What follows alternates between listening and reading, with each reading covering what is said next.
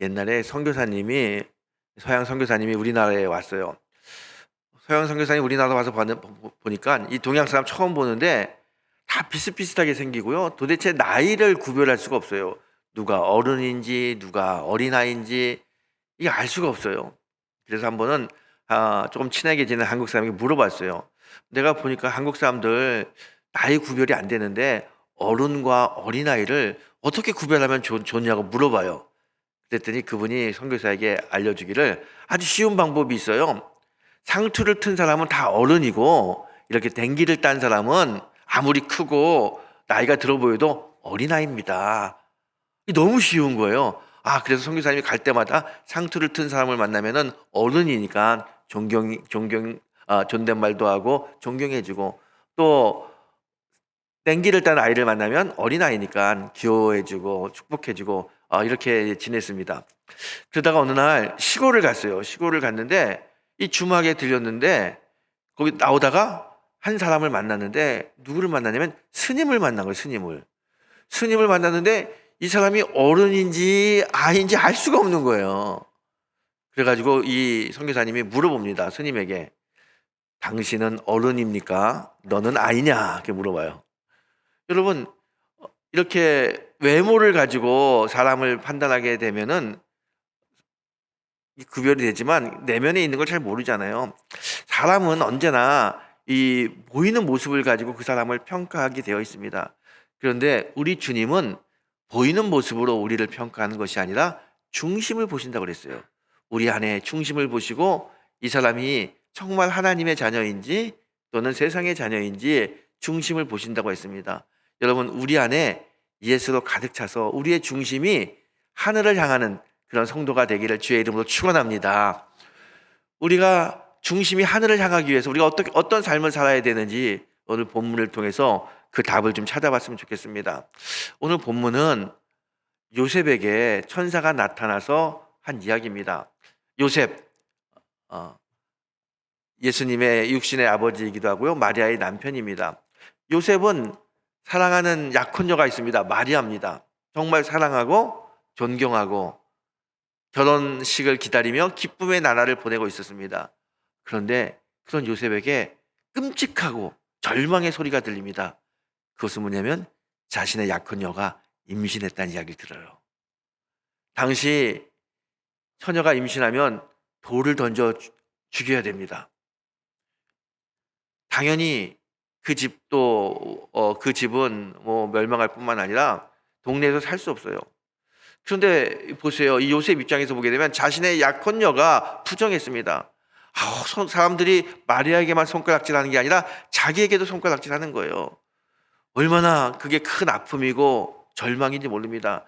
아마 요셉의 인생 중에서 가장 큰 어려움이었고 절망이었을 겁니다.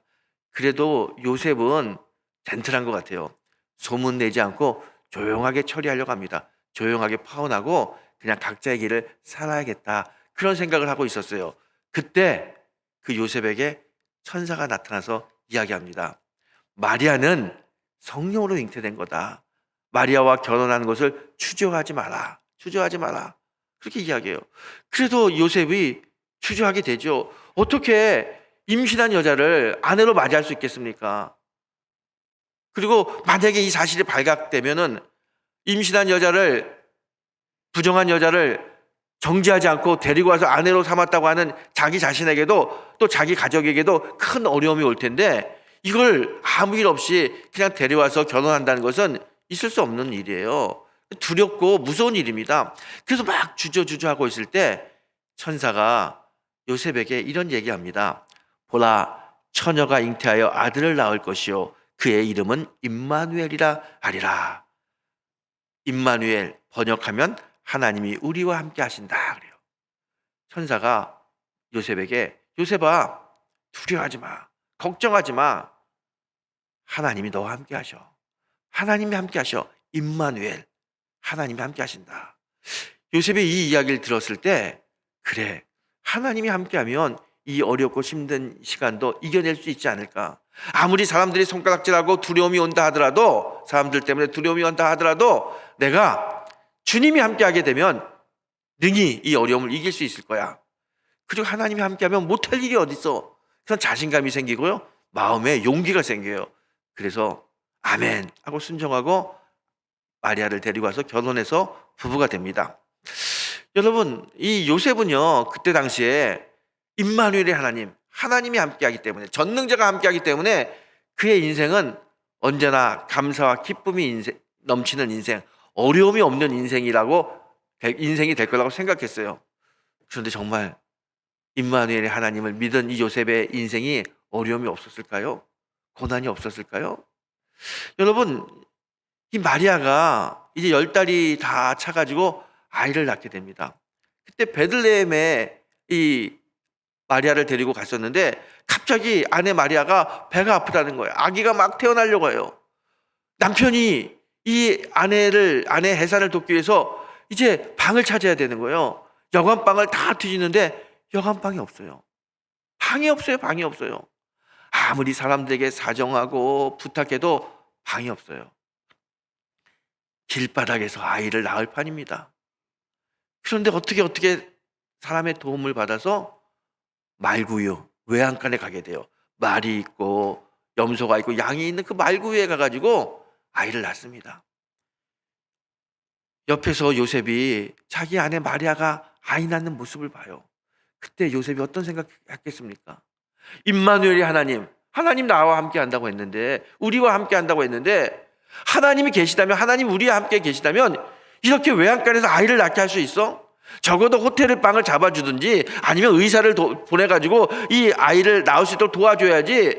아무런 도움 없이 이렇게 길바닥 같은 이 외양간에서 냄새나는 이곳에서 아이를 낳아야 되니, 그리고 그 낳은 아이를 누울 곳이 없어가지고 말이 머리 먹는, 소가 염을 먹는 그 말구유에 아이를 누워야 되니 얼마나 아버지로서 남편으로서 마음이 힘들고 어렵겠습니까?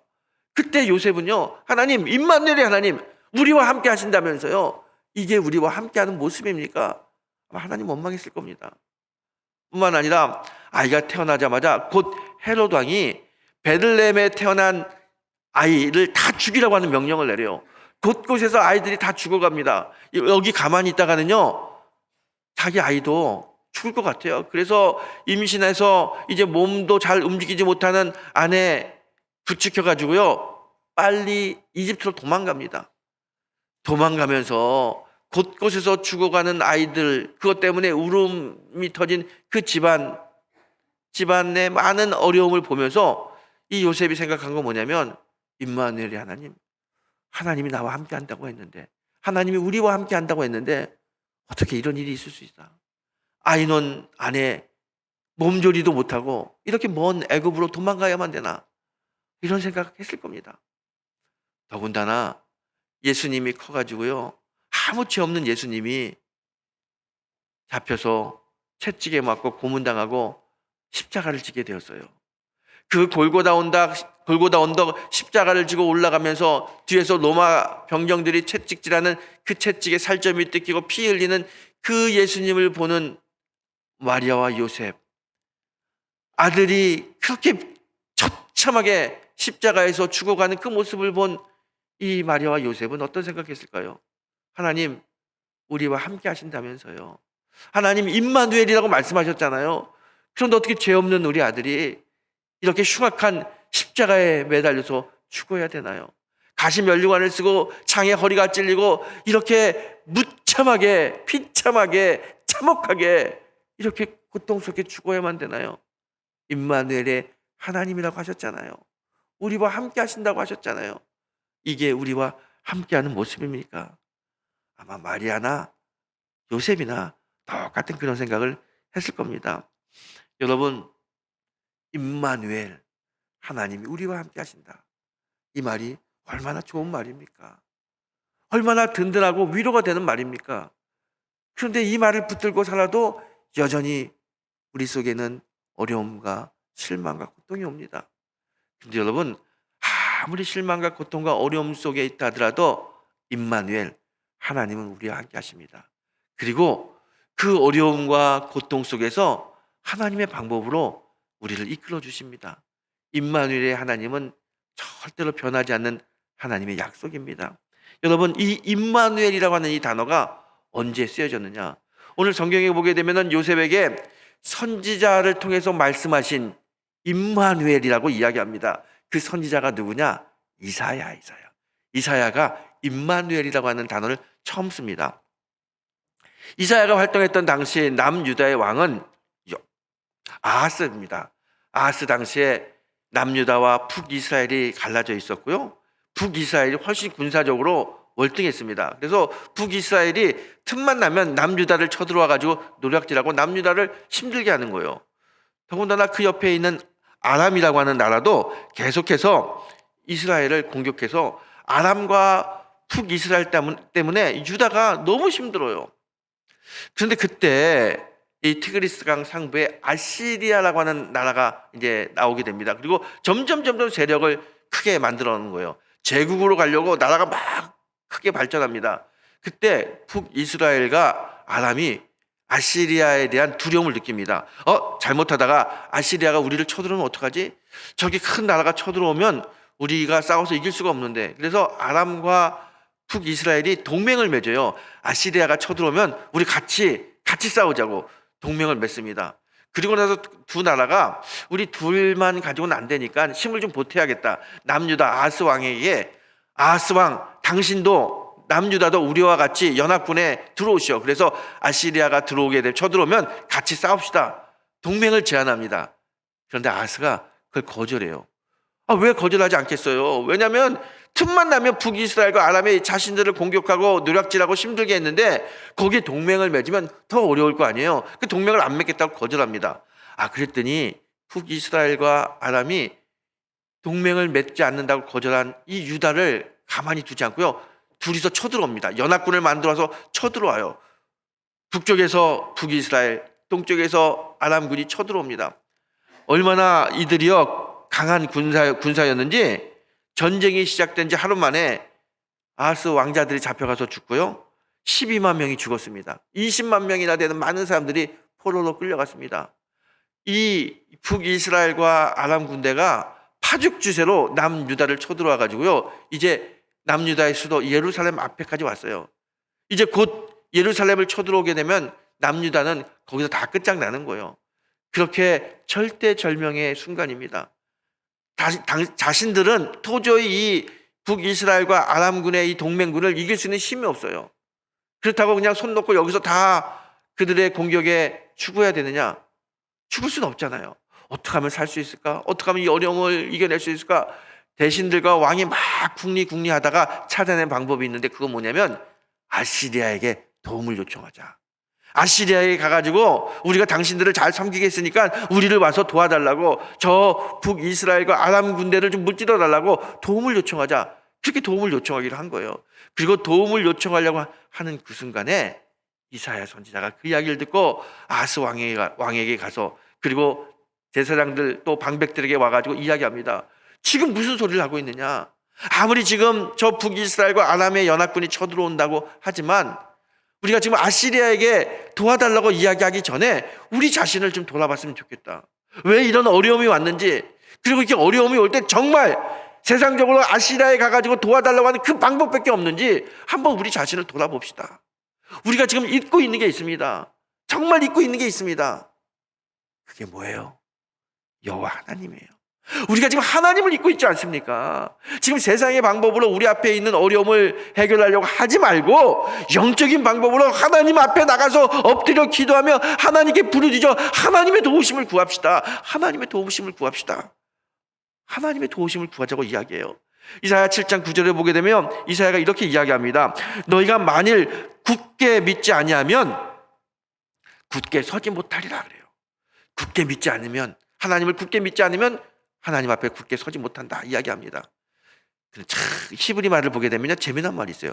굳게 서다, 굳게 믿다. 이 똑같은 단어를 쓰는데 아만이라고 하는 단어를 씁니다. 아만. 굳게 믿고 굳게 서다.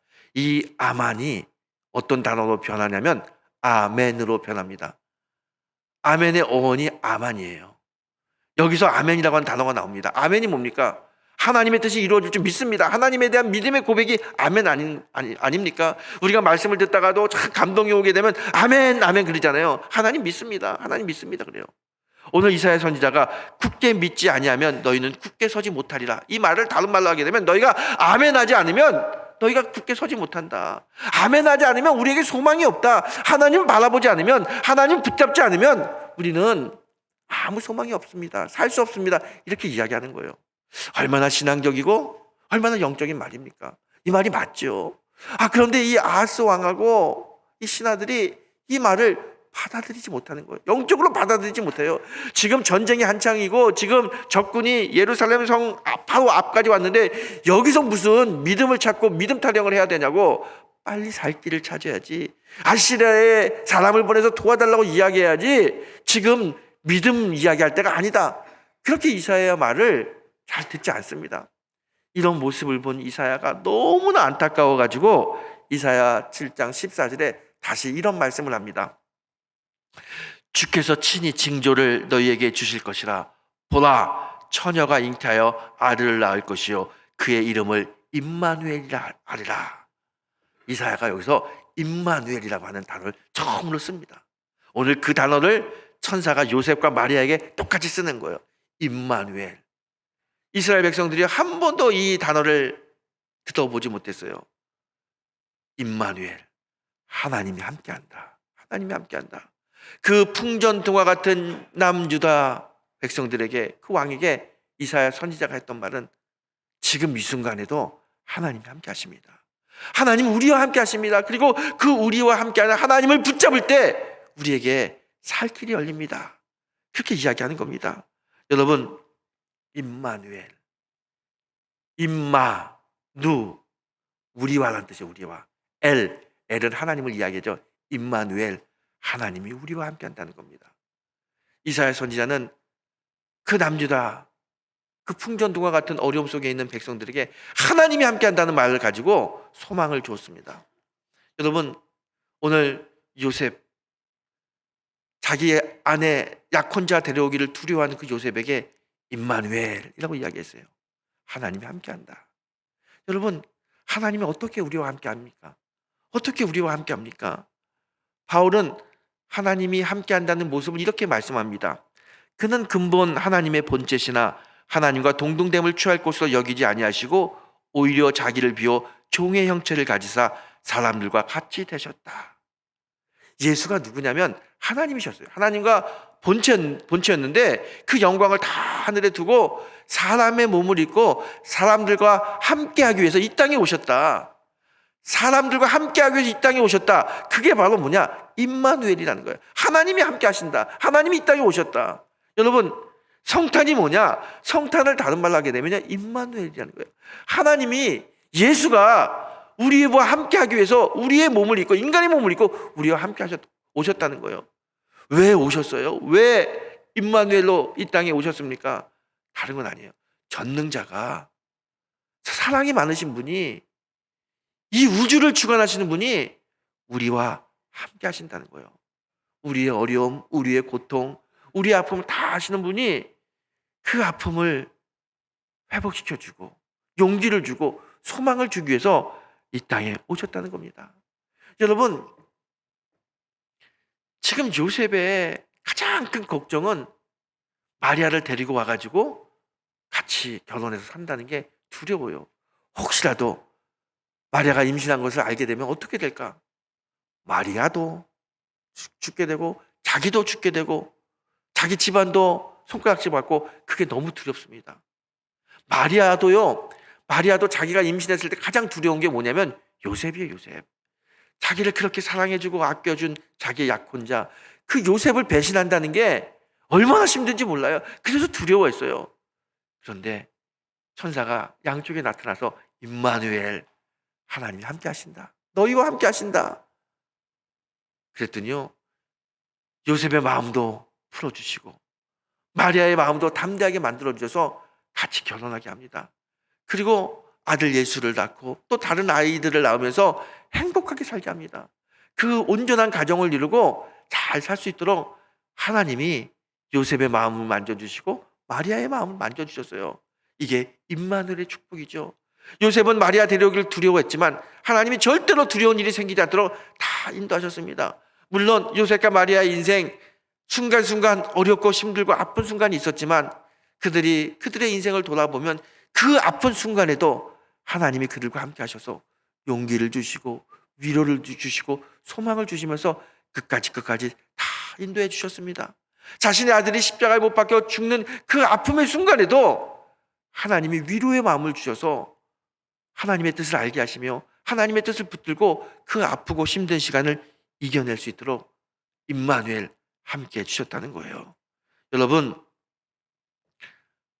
하나님이 함께 한다는 게 얼마나 큰 힘인지 모릅니다. 여러분, 그런 경험 해보신 적 있으세요? 캄캄한 시골길을 혼자서 걸어갈 때 무서워요. 아무도 없는 그 시골길, 그 길 걸어갈 때 무섭습니다.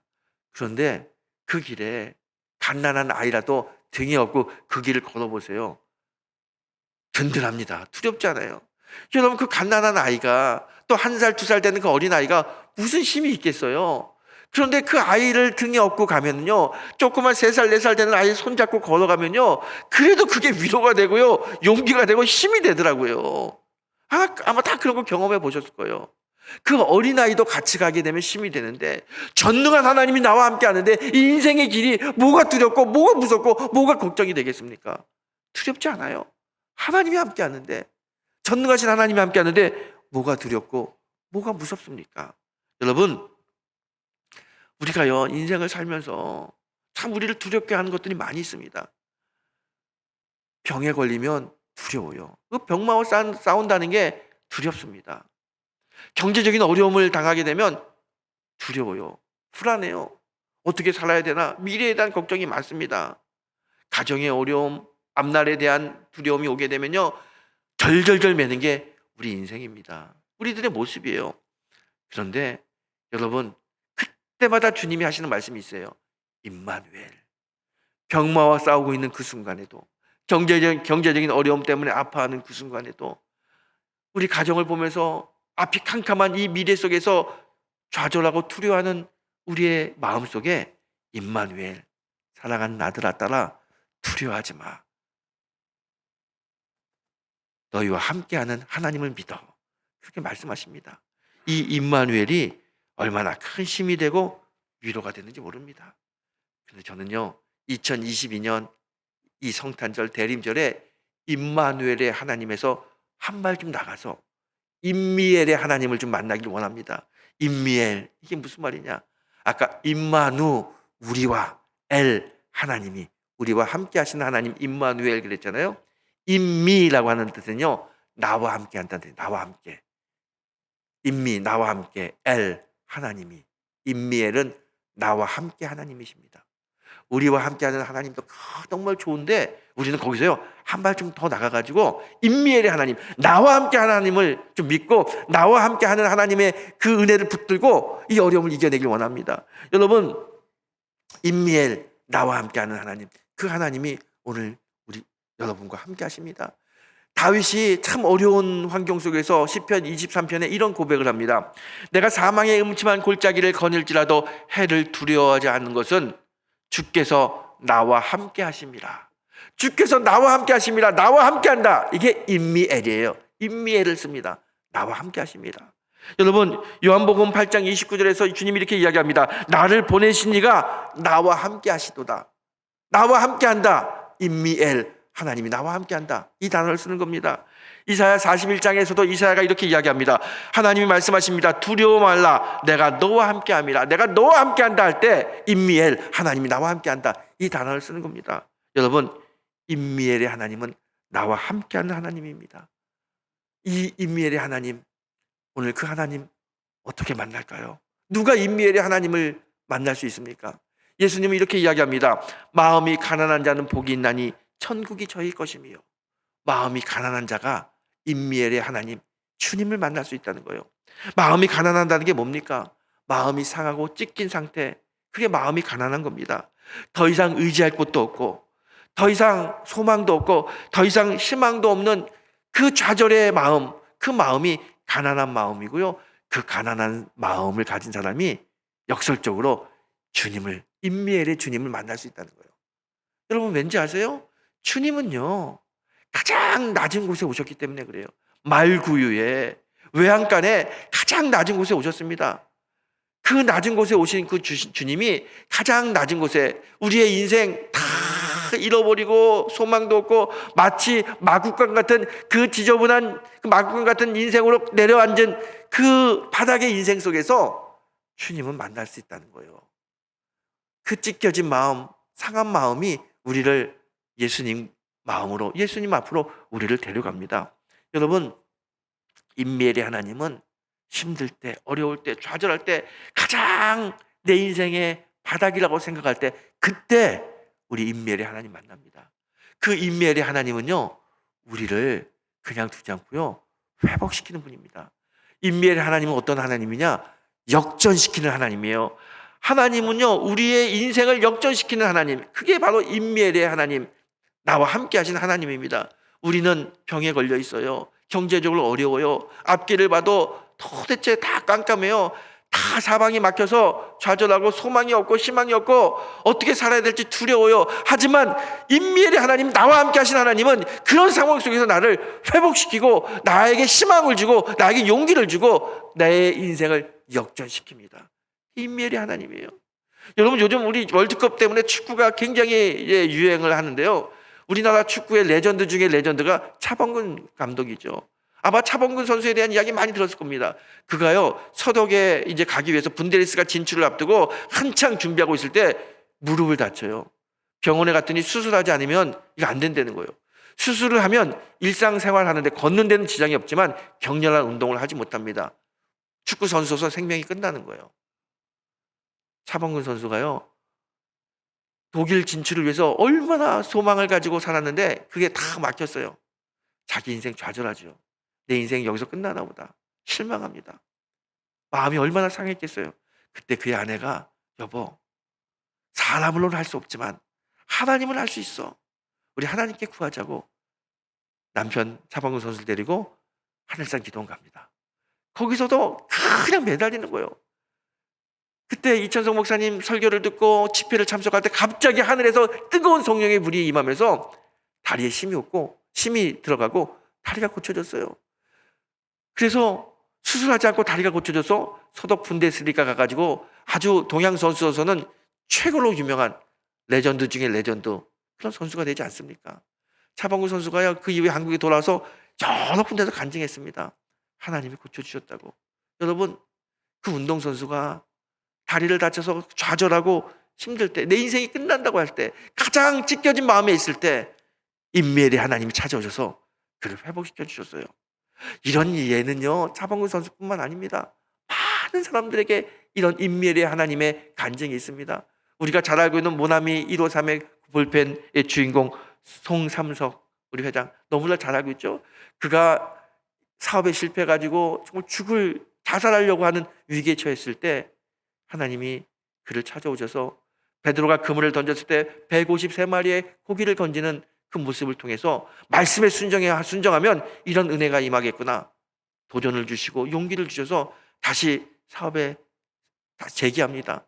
볼펜을 만들고 그 볼펜 이름에 153이라는 글자를 씁니다. 말씀에 순정하면 하나님이 나에게 은혜를 주신다는 소망을 가지고 사업을 시작했더니 우리나라 문구 기업 중에서 제일 큰 문구 기업이 되지 않습니까? 경제에 실패해서 좌절하고 찢겨진 그 마음에 임미엘의 하나님 찾아오셔서 그를 역전시켜 주셨습니다. 건강의 문제, 물질의 문제, 미래의 문제, 가정의 문제, 모든 문제와 어려움 속에 좌절하고 낭망하고 고난당하고 아파하는 그 순간, 찢겨진 마음, 가난한 마음, 그 순간에 임미엘, 나와 함께하는 하나님은 오신다는 거예요. 나에게 오신다는 거예요. 나보다 나를 더 잘하는 하나님이 오셔서 회복시켜 주시고 소망을 주시고 인내를 주시고 우리를 하나님의 뜻으로 인도하십니다. 그 임미엘의 하나님, 나를 만나주기 위해서 이 땅에 사람의 몸을 입고 오셨어요.